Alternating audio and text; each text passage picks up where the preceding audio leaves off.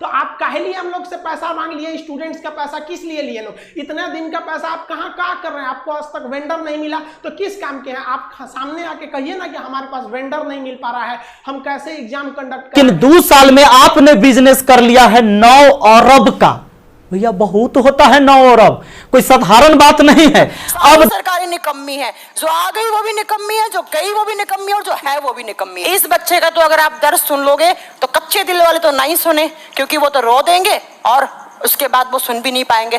तो कच्चे दिल वाले मेरा वीडियो ना देखें यहाँ पर, और मोदी भक्त और अंधभक्त भी ना देखें इस वीडियो को। अफसोस की बात यह है कि 35 लाख ट्वीट कराने के बाद भी रेल मंत्री पीयूष गोयल ने या रेल मंत्रालय के किसी अधिकारी ने छात्रों को आश्वासन नहीं दिया कि एनटीपीसी की परीक्षा कब कराई जाएगी। अभी बिहार में चुनाव होने वाले, बिहार दरोगा का भर्ती निकाल दिया।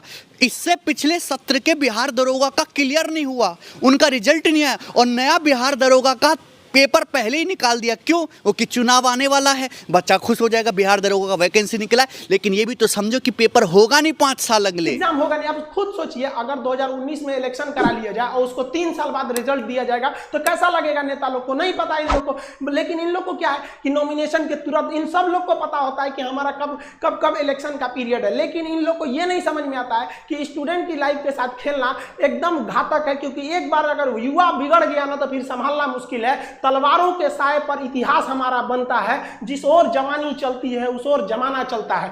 गवर्नमेंट को नहीं भूलना चाहिए कि ये युवा ही है जिन्होंने इस सरकार को फर्श पे पड़ी थी, इसे उठाकर अर्श पे पहुंचा दिया। लेकिन जिस दिन युवा बिगड़ेगा ना उस दिन अर्श से उठा के फिर फर्श पर फेंक देगा, टाइम नहीं लगेगा। जिसको आप धीरे धीरे देख रहे हैं, युवाओं के बीच में इतना क्यों खोल रहा है, मन क्यों खोल रहा है? क्योंकि युवा अपने आप को ठगा महसूस कर रहा है, और हमेशा पढ़े लिखे स्टूडेंट्स का ही आवाज दबाया जाता है। रीजन क्या है कि शिक्षा एक ऐसी चीज होती है ना जो आपके अंदर सवाल पूछने की क्षमता पैदा कर देती है। वो जानते हैं कि सोचरा पढ़ लिख लेगा ना तो सवाल पूछने लगेगा। अगर नौकरी हो गई तो मेरे चुनाव की रैली में कौन जाएगा? एक पढ़ा लिखा इंसान, एक नौकरी करने वाला इंसान कभी नहीं जाता है रैली उली में। क्यों? क्योंकि वो यूट्यूब पे देख लेगा क्या भाषण है, ट्विटर पे देख लेगा। इसीलिए गवर्नमेंट चाहती है भाई साहब अनपढ़ रहो लोग, हमारी अलग अलग पार्टियां 75 पार्टी हिंदुस्तान में, ससुरा 4000 से ज्यादा पार्टियां, उनका झंडा लेके ढोते रहो। लेकिन हम लोग को देखिए, ये जो विवाद है ये कोई राजनीति से विवाद नहीं है। एक्चुअली क्या है कि जो भी स्टेट है उन स्टेट वालों की जो जॉब का एग्जाम है वो भी वही उसी हाल पे है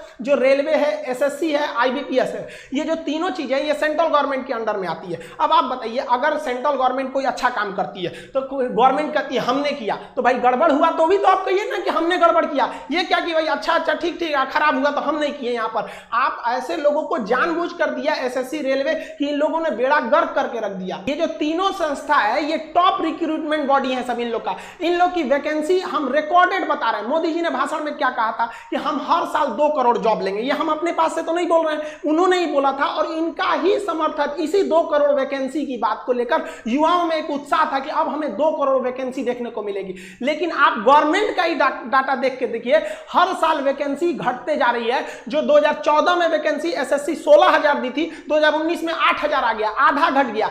आईबीपीएस जो 21,000 कभी वैकेंसी दी थी, 2020 में आते आते उसका केवल 1100 वैकेंसी पे बच गया। इतना भयानक तो भाई साहब कहीं पे भी नहीं हुआ। ये तो हमको लगता है कि ये सब जो आप देख रहे हैं, एसएससी हो गया, रेलवे हो गया, आईबीपीएस, ये सब कोरोना से भी ज्यादा खतरनाक है सब। ये स्टूडेंट्स के लिए कैंसर बन गए। इन सबको चेंज करना पड़ेगा। यहाँ पर सीईटी लिया दो। क्या मतलब बनता है सीईटी लिया को? सीईटी ले आओ, लड़कों को पीटी में पास करा के फिर मेंस में लड़ाओ। वहां पर ये लोग किसी काम के नहीं। इन लोग में एकदम रिफॉर्म की जरूरत है। जब तक इन लोग की नौकरी पे सवाल नहीं आएगा, सीधी गवर्नमेंट को रूल बनाइए भाई साहब, जितना दिन तक एग्जाम लेट होगा उतने दिन तक इनकी सैलरी रोक लो। या आप सैलरी, इन लोग को पता है हमारी सैलरी थोड़ी ना रुकने वाली है। एग्जाम 5 साल जाए या 10 साल जाए या नहीं हो, कैंसिल हो जाए, कोई मतलब नहीं बनने वाला है। इन लोग को किसी चीज से मतलब नहीं है। इसी बीच में इन लोग को आप कुछ पूछिए इन लोग को, तो अभी कोरोना चल रहा है भाई साहब। कोरोना के बीच में क्या कोरोना के बीच में सारा काम रुक गया? कोरोना के बीच में बड़े बड़े पॉलिटिशियन वाले काम हो गए सब। यहाँ पे लड़के ये प्रोटेस्ट पे प्रोटेस्ट कर रहे हैं, जेई वाले, नीट वाले, की भाई साहब हम लोग को क्यों जान लेना चाह रहे हैं? आप कोरोना के बाद एग्जाम ले लीजिएगा। नहीं, कोरोना के बीच में ही लेंगे, कोरोना तो चलता रहेगा। तो भाई साहब आप रिजल्ट भी दे दीजिए ना, कोरोना चलता रहेगा। इसमें इन लोग की सबको कोरोना दिखता है, जब रिजल्ट की बारी आ जाती है तब। हमारी मीडिया का तो पूछिए मत भाई, इन लोग का लेवल ही अलग है, ये नेक्स्ट लेवल पे है। अभी क्या चल रहा है, सुशांत सिंह का मैटर छोड़िए। देखिए आप देखिए, सुशांत सिंह के साथ सबकी भावनाएं जुड़ी है, सब चाहते हैं उन्हें इंसाफ मिले, और मिलेगा क्यों नहीं जब सीबीआई लग गई है। लेकिन अब मीडिया को वेट करना चाहिए भाई साहब। सीबीआई का रिजल्ट आ जाने दो, अपने पता चल जाएगा। चुनाव हुआ उसके एक हफ्ता बाद एग्जिट पोल दिखाते हैं सब, यहाँ सीबीआई घुस गई है, सीबीआई से ज्यादा इन लोग की इंक्वायरी चल रही है, रिया चक्रवर्ती क्या की, महेश भट्ट क्या किए, कौन क्या किया, अरे भाई साहब इनके पीछे पड़ा है सब। अरे भाई क्या मतलब बनता है, मीडिया को सजा देना है, सीबीआई को जो मिलेगा सजा देगा। अभी ये न्यूज खत्म होगा तो ये भाभी जी अभी प्रेग्नेंट है, इन पे अब चलेगा कि अनुष्का शर्मा जी ने चटनी खाया है, मतलब बच्चा को छोटा विराट को मन कर रहा है चटनी खाने का, आज चाउमीन खाएंगी, यही सब चलेगा। देखिएगा कम से कम 3 महीना ये ब्रेकिंग न्यूज बनेगा। लेकिन बच्चा भूख से मर रहा है, स्टूडेंट बाढ़ में परेशान है, उसका कॉपी किताब बाढ़ में दह गया, इससे कोई दिक्कत नहीं है। स्टूडेंट भाड़ में जाए, मजदूर भाड़ में जाए, इससे कोई मतलब नहीं है। रिजल्ट आएंगे सबकी नई टाइम से, इनको मतलब नहीं है। लेकिन ये लोग ब्रेकिंग न्यूज बनाएंगे ऐसे, जो फिल्म इंडस्ट्री होता है, लेकिन जो विद्यार्थी है, जो इस देश का आगे का भविष्य, उनसे कोई मतलब नहीं है इन लोग को। देखिए युवाओं में जो एक गुस्सा था, वो गुस्सा धीरे धीरे एक बारूद बन गया, अचानक फूटा। वो कभी भी नरेंद्र मोदी जी को उम्मीद नहीं थी कि ये रिकॉर्ड बनाएंगे 3.5 लाख डिसलाइक का। हम लोग ये कल्पना नहीं किए थे कि इन्हें कमेंट ऑफ करना पड़ेगा। हालांकि मोदी जी के अक्सर वीडियोज में कमेंट ऑफ रहते हैं, ये मुद्दा नहीं है, लेकिन एक प्रधानमंत्री के वीडियो पे 3.5 लाख डिसलाइक चले जाना, और मतलब लाइक से 10 गुना डिसलाइक जाना, ये क्या मतलब बना रहे हैं आप? सड़क मूवी के ट्रेलर को पीछे करना चाह रहे हैं? अब समझ में आ रहा है आप लोग को, टाइम रहते सुधर जाना चाहिए किसी को भी, वरना अंग्रेजों ने भी यही गलती किया था। उन्होंने कहा था कि ये लाठी लेने वाला गांधी क्या करेगा, ये भगत सिंह क्या करेगा, खुदीराम बोस क्या करेंगे, क्या करेंगे लोग, पता चल गया क्या कर लेंगे। तो स्टूडेंट को अंडरटेकिंग नहीं लेना चाहिए कि भाई ये कुछ नहीं कर पाएगा, ये भी भाई कुछ भी कर सकता है। जिस तरह से आप इनके साथ खिलवाड़ कर रहे हैं, याद रखेंगे कि 24 में ये सब भी जाएंगे सब। और हर स्टेट वालों को कहते हैं कि भाई देखिए ये इलेक्शन का मुद्दा नहीं है, ना ही ये पॉलिटिशियन का मुद्दा है। मुद्दा ये है कि एसएससी, रेलवे, आईबीपीएस क्यों बर्बाद कर रही है। हम लोग गवर्नमेंट को केवल इसीलिए टारगेट कर रहे हैं क्योंकि ये संस्थाएं गवर्नमेंट के अंडर में काम करती है, वरना हम लोग को राजनीति से क्या मतलब है। टीचर अपने राजनीति से दूर रहता है, कोई इसमें भाग नहीं लेता है। लेकिन आज बताइए कौन सा टीचर बगावत करने के लिए नहीं उतरा है। अब टीचर उतरेगा तो स्टूडेंट उतर जाएगा। हम लोग के लिए सबसे बड़ा चीज होता है स्टूडेंट। पहले हमारे लिए स्टूडेंट है, उसके बाद कुछ चीजें होते हैं, और स्टूडेंट के लिए खड़ा होना पड़ेगा। हम स्टूडेंट, हमारे पास मैसेज पे मैसेज आ रहा है कि सर आप भी कुछ करिए। एक्चुअली क्या था कि हम अनाथ आश्रम को लेकर थोड़ा सा बिजी थे, हम घर पे नहीं थे। आप लोग भी देखेंगे स्टूडियो हम घर पे नहीं बना रहे हैं, बाहर से बना रहे हैं। थोड़ा अनाथ आश्रम में कुछ प्रॉब्लम आए, वहां आए लड़कों को देखे। हम टीचर्स को भी बहुत बहुत धन्यवाद देते हैं, हर जगह के राज्यों को कहते हैं आप आगे बढ़िए, मराठी आप सोइए मत। कहां गए आप लोगों, छत्रपति शिवाजी महाराज का वो जुनून आप दिखाइए इसमें।